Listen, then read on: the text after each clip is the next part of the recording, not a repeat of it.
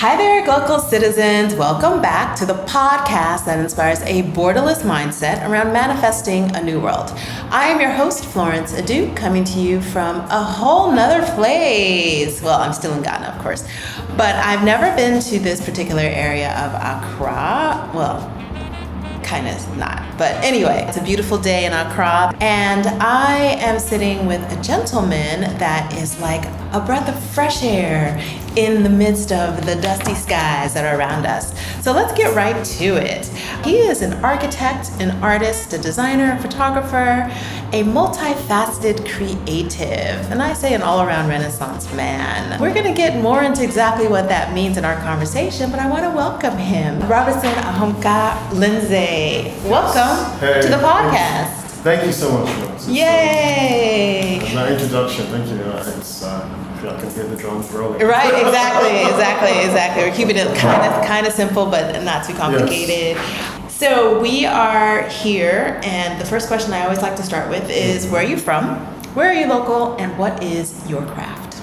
Okay, well, I'm from Ghana.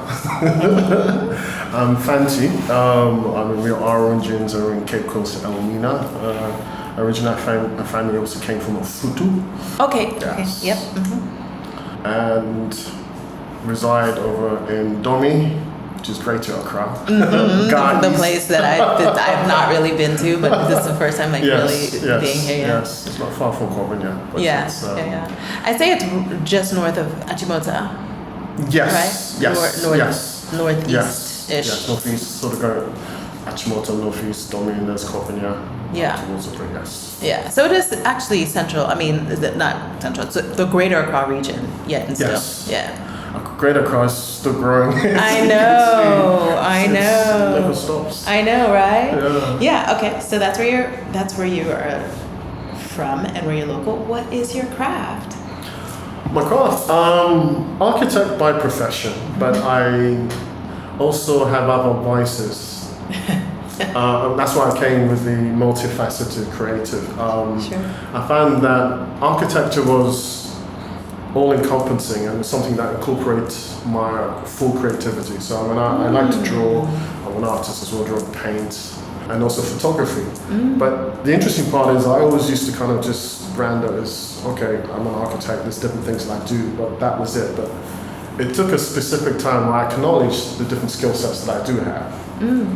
And I sort of made a proclamation. Actually, I'm multifaceted because there's the art, there's the analytical side, there's the photography, but also there's the music and also dance and also poetry. You're a writer too.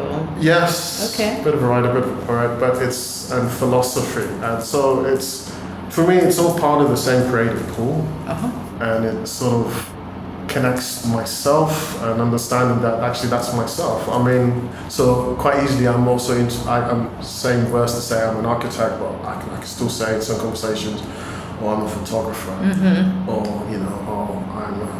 I'm an artist, sure, and creative painter. And it's interesting because I've been in different social realms where everyone's saying who they are, and they always say it's what they work. There's this type of work, I'm this and this, but actually that's not necessarily true because you're more than that. Exactly. That's just a term. That's just a box. Exactly. And some people like to be put in boxes, or people put people in boxes. But it took me a while to actually acknowledge that it's not just that, and there's other things. There always used to be a term I used to hear: a jack of all trades and a master of none. But it was never finished, that saying, because to say it's a jack of all trades and a master of none is often said to be better than a master of one. Now, for me, that would be first in Renaissance, but so there's several things you can do. Yeah. I suppose I just remember my father used to encourage us to do different things, whether it's playing music or guitars, pianos, etc. Got that at a young age, or sports. I also used to be quite athletic in my youth. Our rugby, cricket. You mean yesterday? Athletic. Yeah. so it's funny, because you do that as well. Yeah. But no, it just feeds, all part of it just feeds me. So Sure. and the more that I embrace in that, I find that it's more balanced. Yeah. More balanced. Yeah. With the creative photography, I do like painting. I remember there was a colleague of mine, and I just had my laptop open. I had some images, and it's like, oh, what's that? I was like, oh, forget about it. It's like, no, what do you mean? You need to share. And I ended up doing I went to an exhibition in Race. I managed to get a deal. I got a gallery space in central London for about a week for free.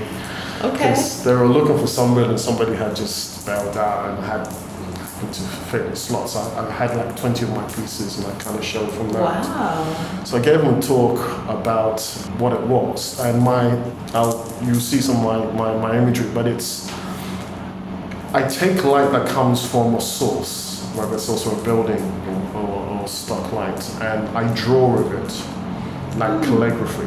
So you see a lot of these sculptural forms, kind of like X-ray, but using color. The interesting part of it is that light, when you bring it together, it becomes white, but when you split it, you get different colors. Yeah. And what I looked into that is that for me it was also a projection of one spirit, because a lot of light you see, you don't know, most of the stars that we see in fact are no longer there, but they've come, their light has reached us, and that actually shows their journey. Yeah. So if you look that into yourself, we also have different journeys, Yeah. and different experiences also come together. Yeah. So that's what was part of my art particular work. But So what did you call that exhibition?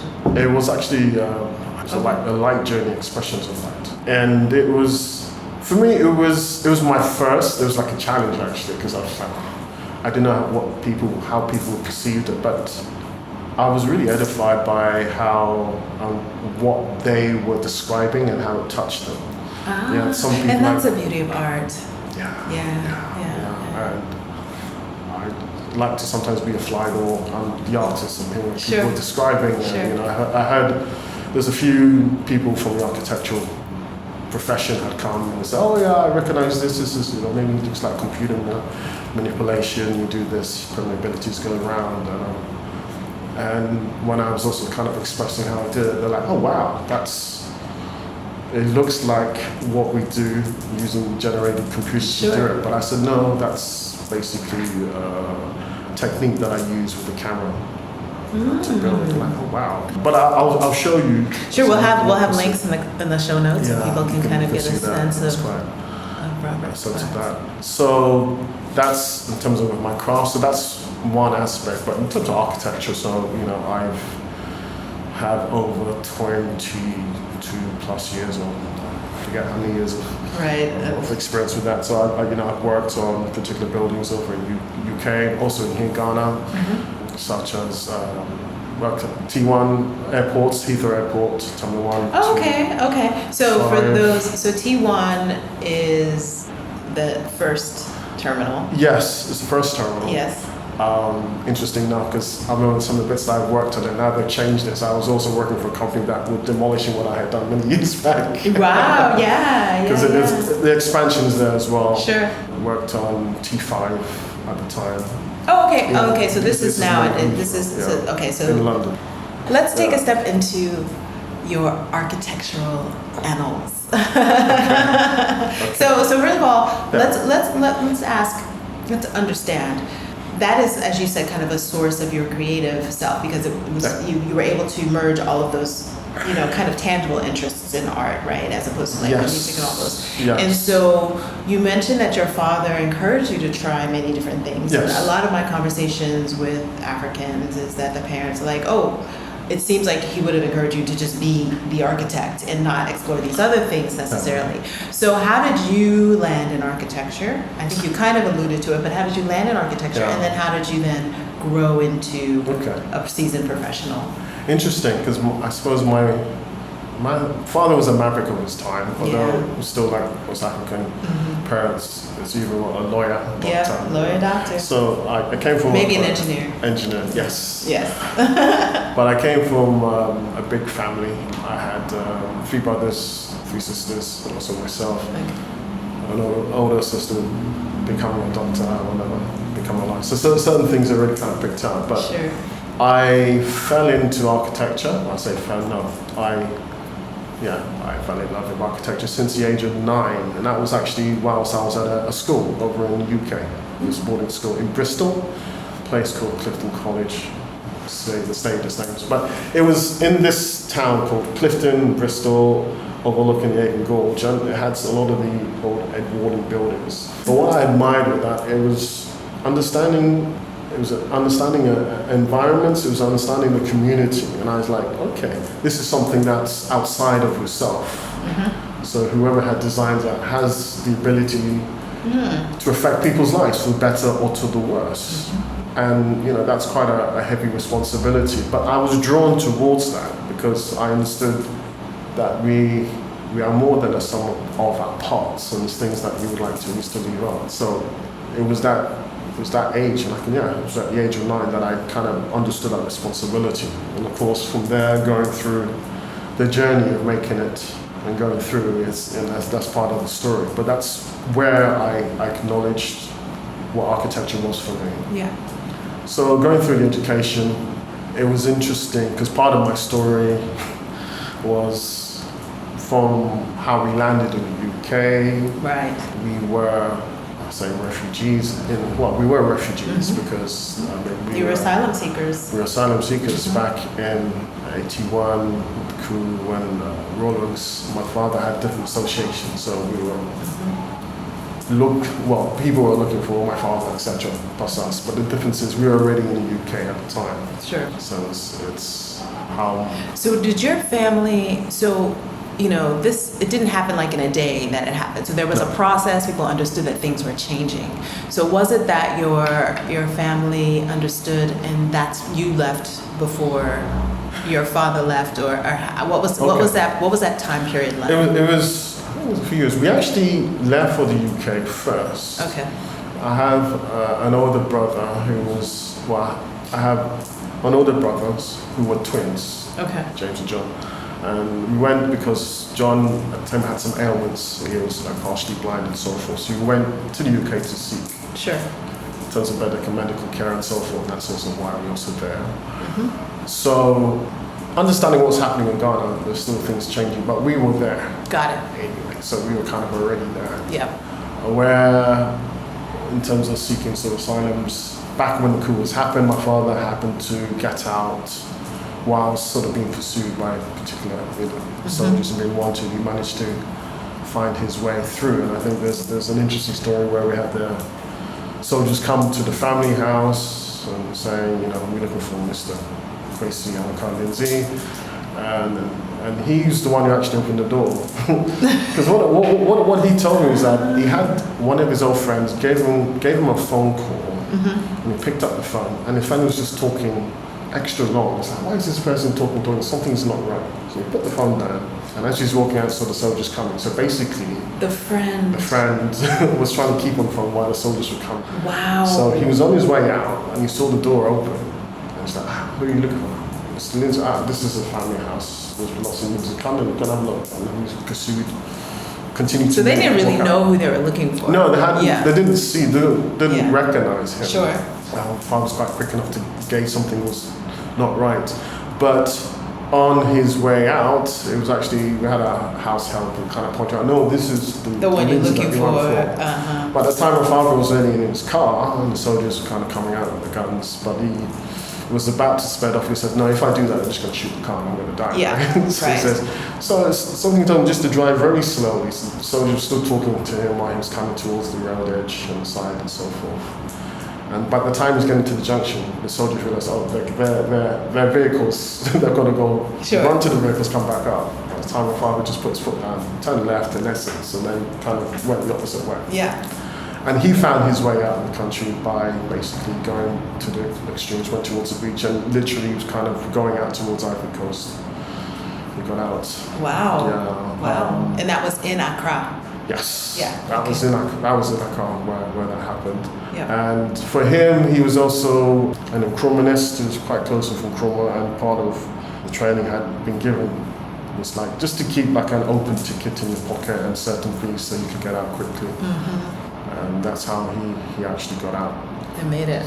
Yes. So I remember he said, because he had a driver at the time, he said he was also trying to meet him somewhere. He said, I better call this guy because by the time he's waiting for me, I won't be there.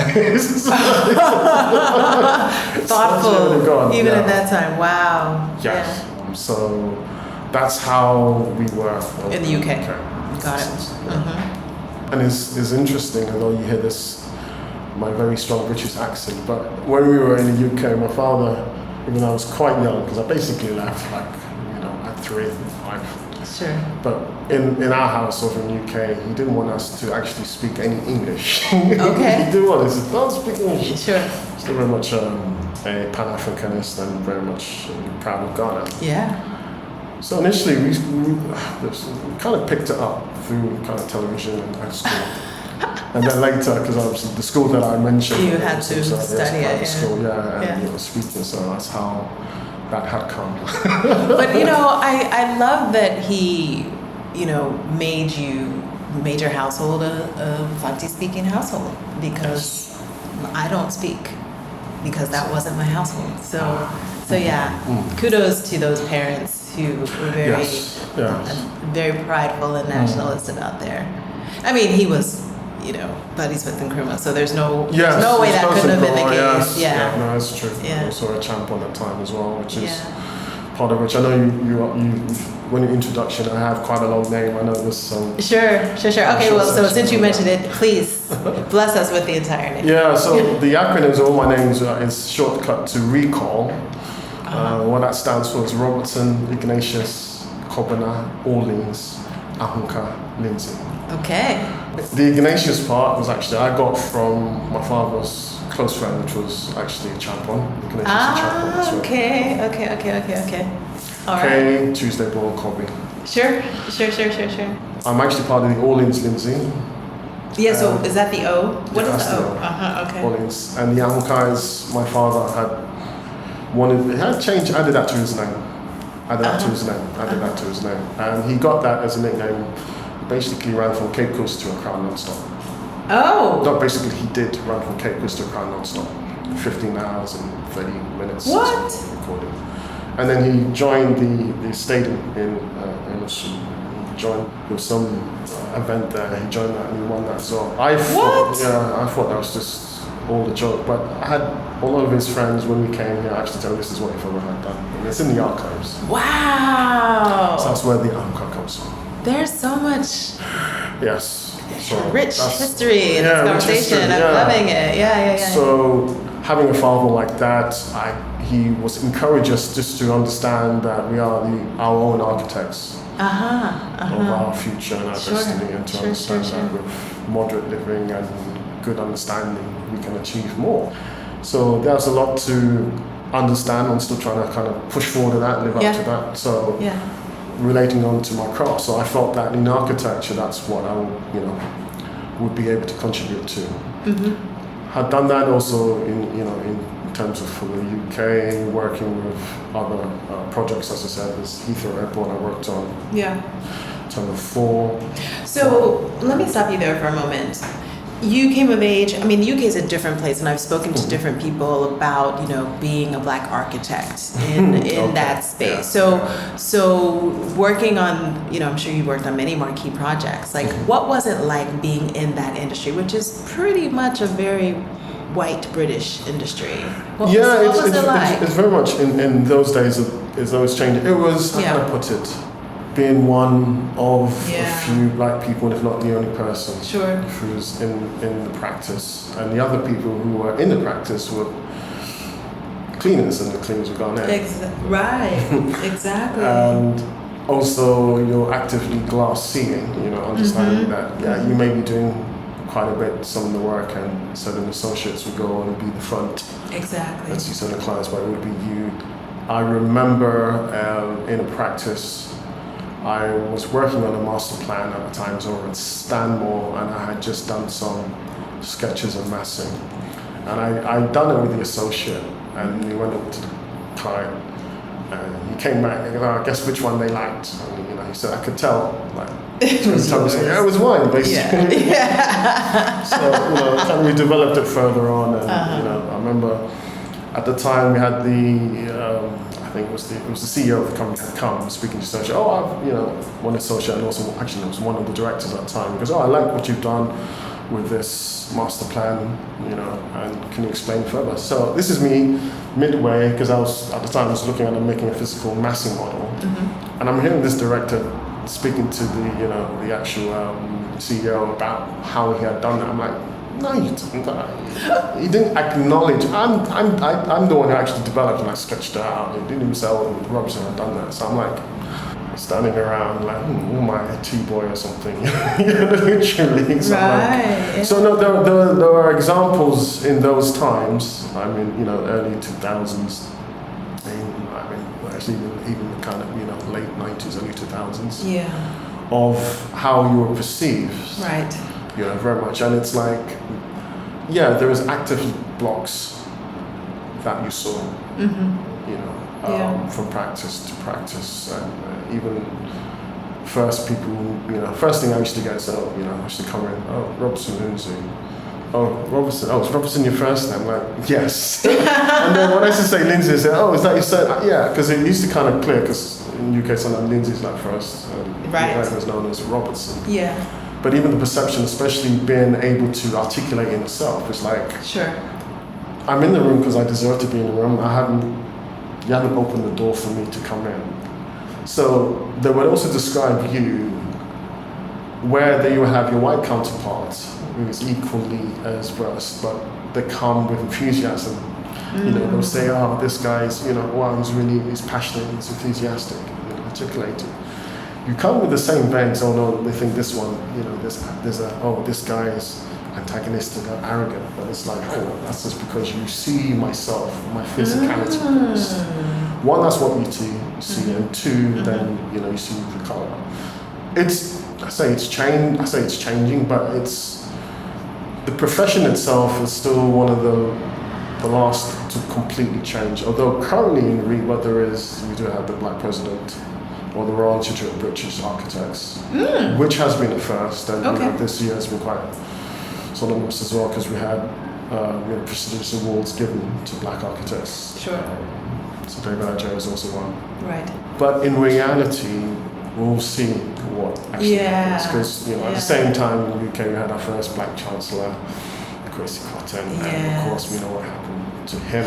Sure. So right. So that's work in the profession. It's you do see it visibly, although it's better, but at the end of the day, they always ask where you're from. Sure. So that's a good segue into a little bit of my why the where question. So we'll get back to your works in the UK and maybe some of your favorites. But you're here in Ghana now. You battled, and sometimes not battled, but just experienced the UK world. So why the where? How did you come to be living, working, and playing where you currently live? Okay. I finished one contract in the UK, and this was during the COVID time, so lockdown.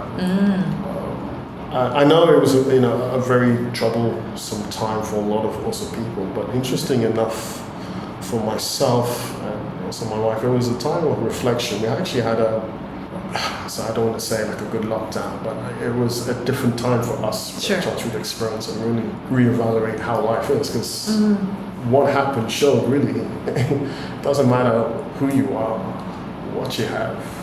It's the people that you love and the time that you spend is most important. Because any second could go. So it was during that time when I remember, I think I got an email through text, because I'd been speaking with, at the time, it was Ajay Associates. Okay. And it was just in terms of the opportunity to come over to a crowd. So did they seek you out, or you kind of just put feelers out? Maybe I'm thinking of doing something different. How did that materialize?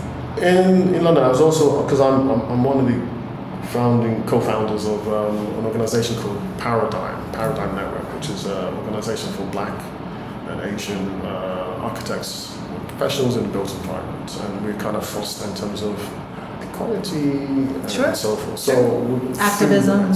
Advocacy. Yes, advocacy. And it's paved a lot of way because of years it's changed, but got contact through a link from that. And at the time, I think it was kind of my, I would say, third time. There's certain times where I tried to come over to Ghana, wasn't right. Sure. 2006, I came to visit, the time wasn't right. 2010, yeah, the time wasn't right. And then 2017, and basically I might have given allusion to that, but I was making preparations to come, and I got ill, really ill. I had a kidney failure, actually.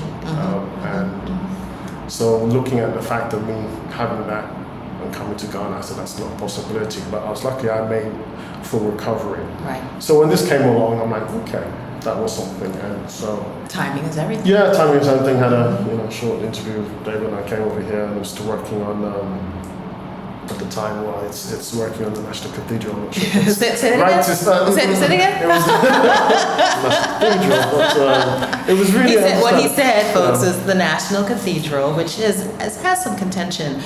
But when I look at the plan, it actually is a lovely concept. Oh, it's the building. It's the best. It's the best design, but it's the understanding the narrative. I think it's also the time. If you look at, especially in Africa and our history, we have a lot of narrative told by somebody else. Yes. Post-colonial, the remnants of still the colonial era is still here. Yes. Because in reality, as a country or even as a continent, we are actually a feudal society. People talk about democracy, etc. So we were forced, and literally lands were cut. Yep. So there's still remnants of everyone's their overlord coming also together. But the importance of this was really to signify that it's in its location because it's connected to the seat of power. You've got, in terms of the actual State House, Independence Square, it's visible. But it's also a key marker in terms of where Ghana stands in Africa, being the first African nation to become independent. So the idea is that it's making a mark. If you look at St. Paul's, it's still in the center. Yeah, that's what I remember hearing was kind of the motivation of how it attracts the economics of it all and everything. So, I mean, that's the reason why it's there. But anyway, so that's why and what gave me also the landing over here. But however, I have been returning again those dates and so forth. Sure. But a soft landing. So I mean, I think the point is a soft landing is a nice thing to have to some extent, right? Yeah, it's yes, a landing is nice to have in our environment. Right. Exactly. Yeah. But apart from that, I had always known that I would return. Sure. That was always my understanding, and I knew that I wanted to come and be part of the changing of the narrative. I understood that, in architecture from my basis, that's also what I'm part of. Yeah. Yeah. So in terms of setting up, so now I have created a creative studio called Vivarco Studio, and that stands for Viva. Freedom, art and architecture. So the idea of it is freedom in art and architecture. Vivarco. I like that. So it's all encompassing. And the idea is just to still portray in terms of, when we see, I understand that although I'm Ghanaian, I also have a different experience apart from the UK. So I acknowledge that I'm a hybrid because over in the UK, they look at you straight away and say, okay, where are you from? You say, I'm actually, Sure. But over here, it's like, hey, you don't know where I'm from. Right. Actually, I am very much Ghanaian. Sure. So I'm able to put two different hats on. So I can put my British hat on, so I can understand what's missing, what needs to be done. And that always comes up question, why is this not working? Why is this not working? And it's only when I put on my Ghanaian hat on why I understand, because misfunctions or inefficiencies people profit on. Yes, that is the understanding that as a system. So going back to Notion in terms of back over here, but I'm still able to use those two different hats to key into what opportunities that needs to be filled. I can see in terms of, especially the affordable housing sort of sector. I mean, look at Accra rents alone, they're still asking for a year, 2 years, which they shouldn't, but they are. But sure, yeah. And some of the places you see is like, excuse me, you haven't finished, so they're literally looking for deposit for them to finish it. Exactly. So what I look to fill is in terms of the opportunities there. So I'm looking at particular housing and estates for that sort of market. Sure. I mean, we're sitting in a place that is also part of your Why the Where. So tell us about Domain and why we are here in particular. Oh, I mean, this is kind of a longer story, but this particular plots of land where I was part of my family sitting in Domain. I think part of what was done, this encroachment is something that is synonymous with what happens in Ghana, especially Accra. And I remember a few years I'd come and I found out different people. I say different people, and I'll say it anyway. There's a podcast. You see some uncle or so forth connecting themselves. You see part of the land selling, people start to build things. What's going on? Right. I won't mention the actual developer that had done that, but in essence, I obviously excuse me, you can't do that. Sure. The main thing. So, Sure. So at the time, this was before me understanding that I will actually come back for stuff like this. So part of it, I kind of agreed to sell part of the land to build certain units and so forth. And one of which is also, this is also part of the unit here, and there's still parts of the land available still to develop on. So that's how this is. Like the reclaiming. Yes. Which is, which I mean, it's a success story to a large degree that you were able to do as much as you have to be able to kind of preserve the family wealth, because that's the whole concept, is that you have land because it's eventually supposed to be meaningful for wealth purposes. Yes, most definitely. I mean, there's still a lot of squeezing the ice still to do, and this is one, because we've actually got our own homes that I told you before when we left. One was over in they also know Latabe Kwashi, which is Manprobi. Oh, okay, yeah. That's my grandmother's from that place. So maybe it's a Fanti. Was it many Fantis that settled around there? There was a few. I'm not too sure upon that, but I know there's quite a few in particular. Okay. So there is, I've got an old house. Still got a plot of land that was never kind of built from that. But and no one encroached on that one? Because someone has encroached on my grandmother's land. Yeah, that's another story. Okay. Yeah, we'll leave the land stuff. That's kind of what you're doing. But I think it's just showing the opportunity here, so that's how. I've got also other relatives and so forth, also in estate management and so forth. So that's what we're kind of developing. As well as Cape Coast. Cape Coast is another place, which is my hometown, which I mentioned in the beginning, and there's some sites that we're looking at there. Sure. Got it. So that's it. And I suppose it's interesting really being here. I think I've got to share that with you, Florence. It's like, I've been here now 2 years and counting. But before I used to come and go, I used to get a little hot, and then I used to kind of run away. That's the whole reason I'm here. No, I mean, when I say hot, I mean as in the craziness. Is got it. It's like something that should take you a day would take you a week or 2 weeks. And explaining to foolish, excuse my French, but some people just don't have an understanding. Even seeing people crossing the road, Florence, I can tell you, goats have more sense crossing the road than some of our people here. Okay. I'm sorry. The goats have a look, at least understand something's coming. But gosh, you press your home, people as if they can't hear anything. I think everyone's used to noises, and then you get people. It's you're going the wrong way. And you're telling me what am I doing? You said goats. But it's true, they don't get hit very often. They don't, because they know what they're I've actually never seen a goat as roadkill. No. Never. No. Yeah. No. But there's maybe another reason why, because they would disappear very quickly, right? Yeah. Someone's ground out soup. It's true. So in terms of the terrain here is kind of different. First come with different eyes, because I suppose as a returnee, what's the term you can call? I'm just coming back, but it's like I have a desire to really help build the country, and fit the narrative and so forth. And I remember, I think I might play a little song, so I've got somewhere, you know, I made Mama Ghana. I made a song quite briefly, like a Mama Ghana, back, you know. Okay. And you can see at the time, I was like, oh yeah, I'm back, I'm here now, you know, yes.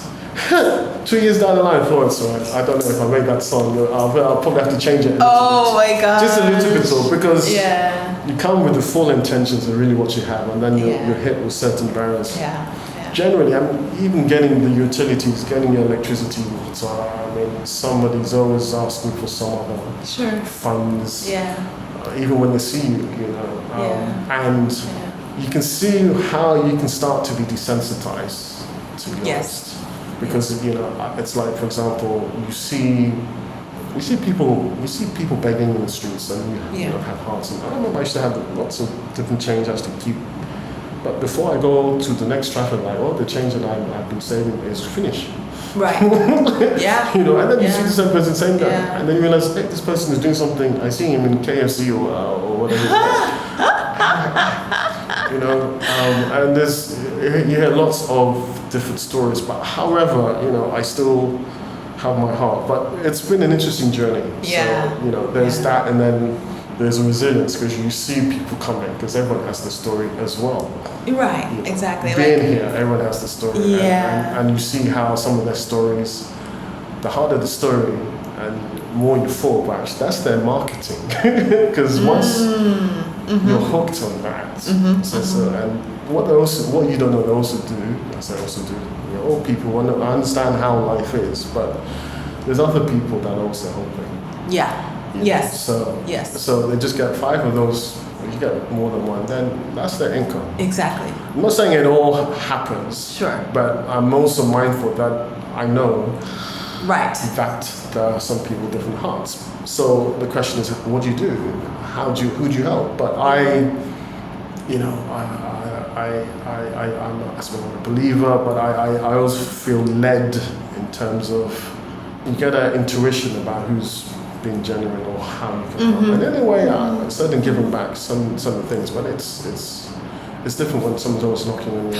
I mean, you're so right with that. So the same kind of story, like I decided I'm choosing a day when I just put some change in, and that's the day that I just hand it out, because every day it's just so much, right? So you find these little coping mechanisms that help you feel like, okay, I can't be totally desensitized, so some days I'm going to open myself, or it's the days that I decide, okay, I'm only going to give to kids, right? So, or to women or something, you know, it's, I feel you there. There's ways. And then the other side of it, because when you look at, there's always family stories. I've learned from fathers dying or uncles. I've seen where people, in terms of how you help, in terms of literally, I remember my father's time, you have a lot of people reach the UK, set them up, X, Y, and Z.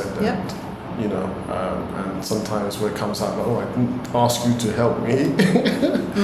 Circumstances change. People are people at the end of it. You can understand that, but I think it's just to be aware. Yes, that's a good way to. And I think maybe contentious of what you said. What's the true heart of a Ghanaian? Maybe that's another podcast. That's going to do it for part 1 of my conversation with Robertson Ahomka-Lindsay. Please do join us next time when we continue the conversation, speaking more about how Robertson is building a new business as a returnee in Ghana. You can catch new episodes of the podcast Tuesdays at glocalcitizenspod.com or wherever you get your podcasts. Apple Podcasts, Google Podcasts, Amazon, you name it, you can find us. So write us a review, tell a friend, share. It helps people find great content online. So until next time,